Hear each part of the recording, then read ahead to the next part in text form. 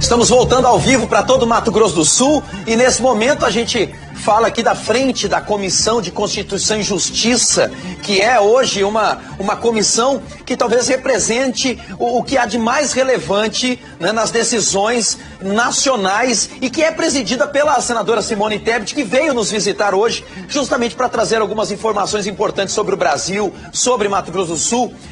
Por favor, senadora, seja bem-vinda, muito obrigado pela sua presença e obrigado por disponibilizar tempo de vir aqui conversar conosco. Obrigada, Tatá, eu que agradeço ao SBT, ao seu programa. Já faz um tempinho que a gente não se vê, né? É verdade. Pelo menos no programa, porque a gente fala informalmente. Então é um prazer muito grande, através do seu programa, falar não só para Mato Grosso do Sul, mas para o Brasil e para o mundo, porque eu sei que está online e eu sei que você tem fãs pelo Brasil afora e pelo mundo afora. Isso se deve, obviamente, ao seu trabalho, ao seu sucesso, ao seu talento. Eu agradeço as suas palavras, são muito bem-vindas para mim. E eu gostaria de começar perguntando aqui o seguinte, senadora, hoje você está à frente de uma comissão importantíssima, né, que inclusive está decidindo sobre a prisão em segunda instância. É um assunto muito comentado, muito polêmico, que veio agora justamente no instante que o Lula estava preso e que o Senado retoma no momento que ele é posto em liberdade, né? Como que você faz essa análise e em que patamar está essa discussão hoje? Tatá, você começa levantando uma das questões mais importantes, eu acho que para a população brasileira de Mato Grosso do Sul. Porque hoje o sentimento do cidadão brasileiro é de que a grande causa da corrupção é a impunidade. Eu vou roubar porque não vai acontecer nada comigo, vai levar 20, 30 anos para eu ser condenado e ser preso, até lá eu já morri. Então, por conta disso, houve um movimento que saiu das ruas, das redes sociais, de você, através dos seus ouvintes, que chegou no Congresso Nacional, chegou no nosso ouvido. Olha, nós queremos que aquele que foi condenado em primeira instância, recorreu, e assim mesmo foi condenado por um órgão colegiado de desembargadores, possa esperar o resto do processo, que é o trânsito em julgado, preso. Quer dizer, possa, não é que vai ser, mas pode. Então, essa questão da prisão em segunda instância sempre existiu no Brasil. De repente, o Supremo vai por 6-5 e decide que não. Não é possível prender um cidadão a não ser quando transita em julgado, em casos de corrupção. E aí é importante lembrar que essa decisão foi muito apertada, Tatá. Foi por 5-5. Teve que ter um voto de Minerva, um voto de desempate do presidente do Supremo. E o presidente do Supremo disse o seguinte, olha, eu estou votando contra a prisão em segunda instância, por quê? Porque a lei diz que não pode. Então, se o Congresso quiser, mude a lei. O que nós fizemos rapidinho? Aprovamos uma lei na CCJ, dizendo que é possível a prisão em segunda instância para acabar com a impunidade. E, infelizmente, houve um recurso para o plenário do Senado e, infelizmente, alguns líderes, alguns políticos acham que o que é melhor é esperar o projeto da Câmara, que é uma PEC. Por que, Tatá, que eles querem esperar a PEC? Porque um projeto de emenda à Constituição, você sabe disso, é muito mais complicado de ser aprovado. Precisa de muitos mais senadores e deputados para aprovar. Ou seja, é uma discussão que ainda deve se estender, é uma discussão bastante polêmica, mas o Congresso está trabalhando para que se aprove a prisão em segunda instância. Resumindo? É isso. Fevereiro e março nós vamos ter muito embate e muita pressão e precisamos da população ajudando para que a gente possa aprovar esse projeto. E aprovando esse projeto, a chance do Lula voltar para a cadeia é grande. Num outro processo, porque nesse processo em específico, esse processo dele já está correndo, então, mas ele tem outro processo em andamento, e nesse processo em andamento, sim, ao ser condenado em segunda instância, ele pode voltar. No caso do Lula, e é importante dizer isso, nós não fizemos o projeto por causa do Lula, nós fizemos o projeto por conta da corrupção no Brasil. E, entre outras coisas, obviamente, está o ex-presidente Lula. É importante lembrar que o presidente Lula, preso ou não, hoje, ele não pode ser candidato porque ele está inelegível por uma lei que foi aprovada por nós, que é a lei da ficha limpa. Mas a questão é que o Lula, independentemente de estar preso ou estar solto, ele representa uma força ideológica e de mobilização popular muito grande, né? Embora nós tenhamos, né, total convicção que algo errado e ilícito ocorreu, mesmo assim ele ainda demonstra uma força política muito grande. O que significa que você tem razão, que com a aprovação do projeto de segunda instância, como ele já tem um outro processo que já está tramitando na Justiça, com esse outro projeto, assim que sair a decisão de segunda instância, ele automaticamente, se for condenado, aí sim ele vai para a cadeia. Senadora, tem uma discussão, uma situação de uma fábrica de fertilizantes em Três Lagoas, que ela foi montada, um investimento de mais de 3 bilhões.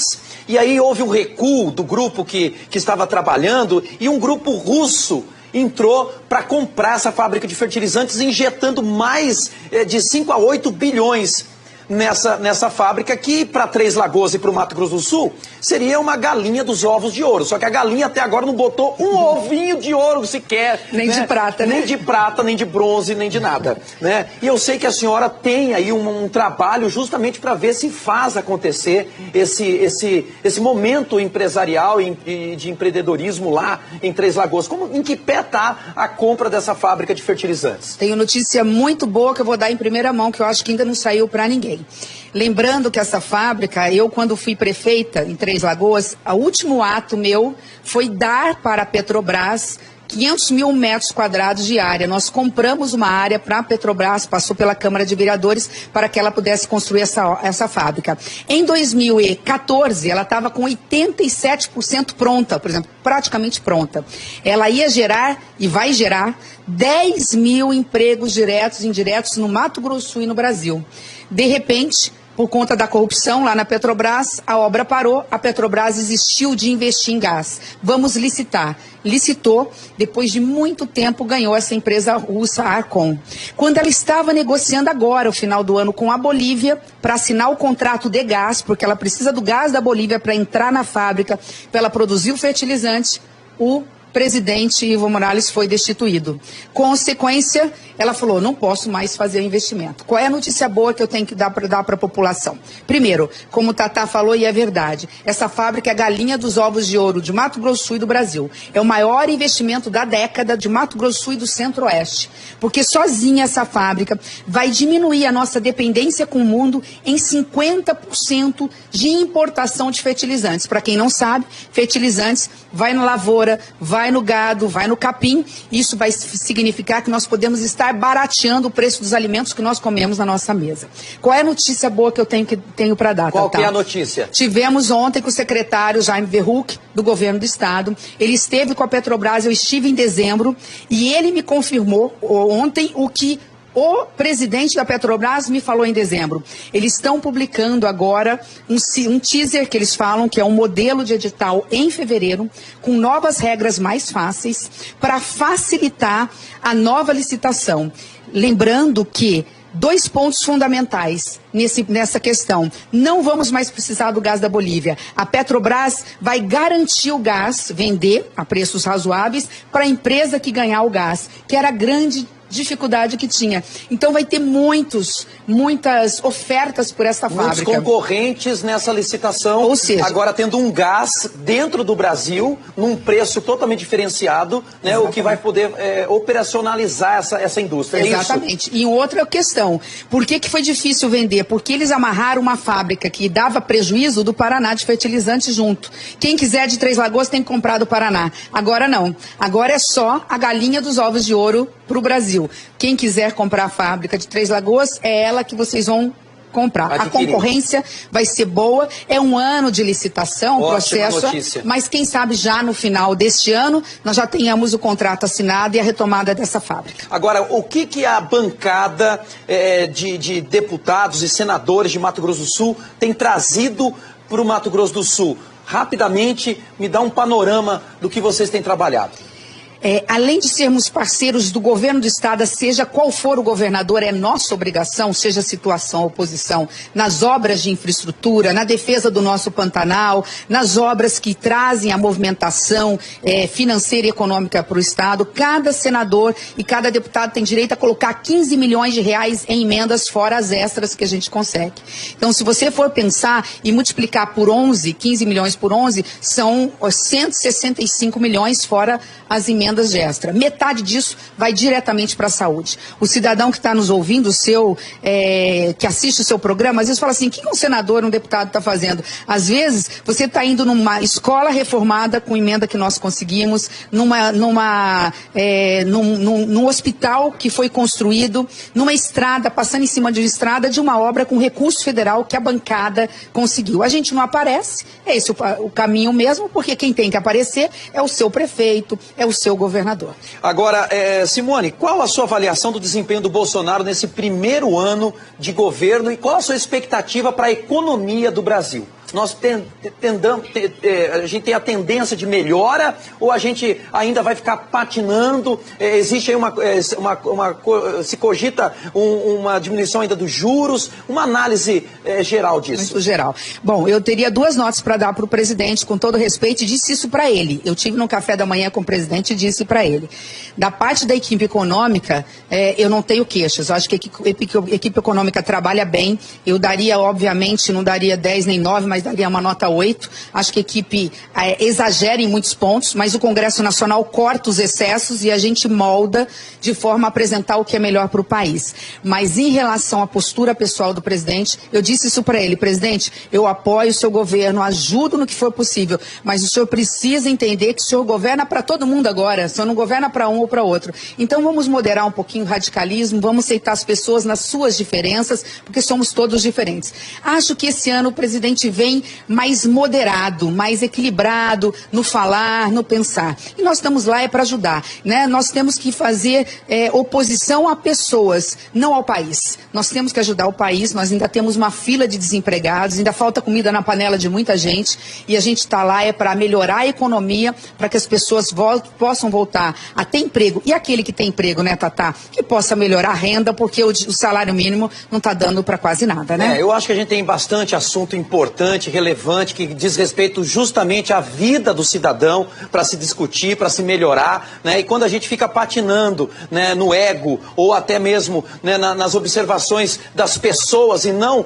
das coisas, a gente acaba colocando o pé pelas mãos. Eu penso que o presidente ele tinha esse momento agora de início e até a chance de errar, por que não? Né? Porque é novo para ele e para o Brasil, porém a gente sabe que os percalços, os erros servem como ensinamentos. E eu acho que o presidente amadureceu nesse primeiro ano e eu acredito, assim como você, que vai haver sim uma melhora substancial. Em relação à economia, qual que é a tua observação? Como que você pensa que a economia brasileira deve se comportar?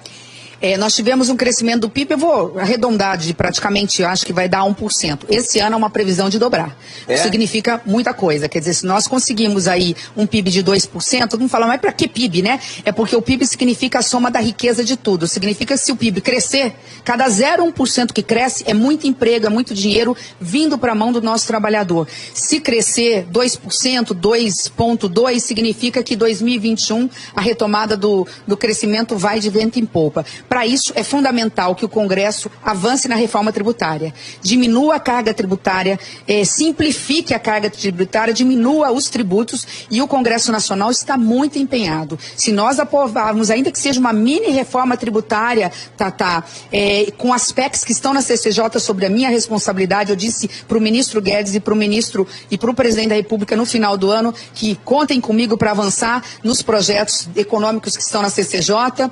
Podem ter certeza que o ano de 2021 o Brasil decola. Esse ano já vai ser um ano melhor. Ótimo. Vai ser um ano melhor. Ouvir isso, viu, senadora? Principalmente de uma pessoa que está lá e que tem a condição de movimentar essa engrenagem para melhor. Porque a gente vai para o exterior, às vezes a gente vai para os Estados Unidos, você fica louco de inveja da estrutura, né, do antiburocrato, né, antiburocracia das estruturas que movimentam. E a economia é pujante, eles produzem 17 trilhões, né, de dólares de PIB, e nós aqui estamos patinando para chegar a 2. Né? A gente mudou agora uma lei que é para facilitar a vida do comerciante que gera emprego. O Brasil, você para abrir uma firma, para abrir uma empresa, você levava 4 meses. Sim. Para fechar, você levava 1 ano, que era tanta burocracia.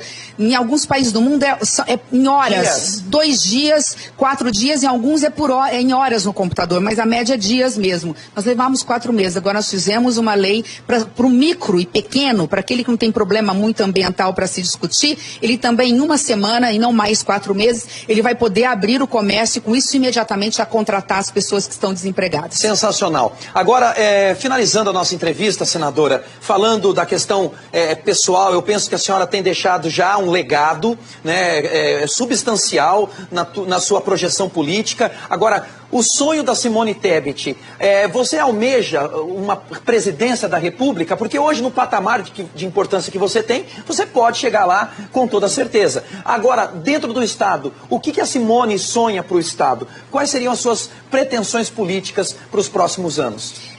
Eu gostaria de invocar aqui a memória do meu pai, Tatá, se me permitir, para lembrar. Meu pai sempre dizia o seguinte: minha filha, o político tem sempre que ouvir as ruas e fazer aquilo que a população quer.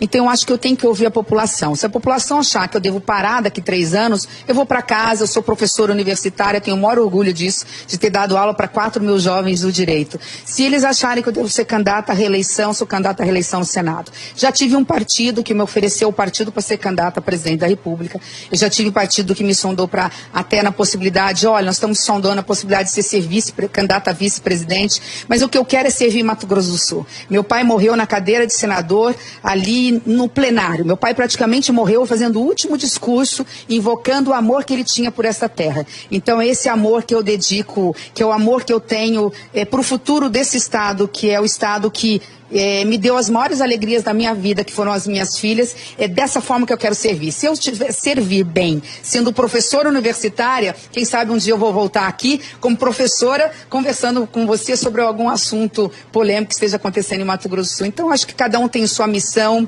e a missão quem nos dá é o nosso Criador. Não adianta a gente querer. Às vezes a gente quer ir para um caminho e Deus fecha aquela janela, porque no fundo ele está abrindo uma grande porta na vida da gente. Olha, Simone, você sabe que eu entrevisto aqui diversas autoridades, né? Eu tenho aqui no meu case, vamos dizer assim, vários grandes líderes e lideranças, e eu tenho um estudo sobre isso, né? E um líder você conhece também pelo olhar, né? Principalmente quando esse olhar ele transpassa o momento presente, né? E você tem isso na tua característica. Quero aqui te agradecer pela presença, elogiar o teu trabalho e espero que você continue com essa força, com esse empenho, né, e com essa motivação, né, lutando aqui pelas coisas que o nosso Estado precisa, e a gente precisa de muita coisa. O trabalho não é pouco. Obrigada, Tatá, e a você, o SBT, muito obrigada. E você, por favor, continue sendo a voz do povo de Mato Grosso do Sul e do mundo, por que não dizer. Parabéns pelo seu programa. Muito obrigado. Só quero te pedir uma coisa. Eu quero tentar entrevistar o Bolsonaro, tá? E é difícil. Então eu queria pedir para você trocar uma ideia com ele, falar da nossa simplicidade, falar do nosso programa, que é um programa bem pé no chão. Falar assim, o cara lá do Mato Grosso do Sul, Cavalo, Tatá, ele é campeão de audiência, ele quer falar com você.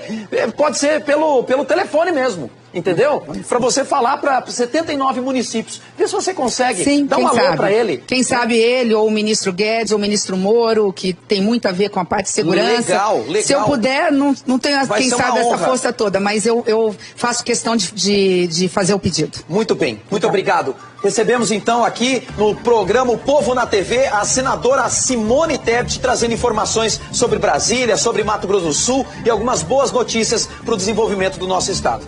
Simone, muito obrigado mais uma vez. Um bom dia, bom trabalho a você. Olha, agora a gente retomando aqui a continuidade do nosso programa, a gente vai falar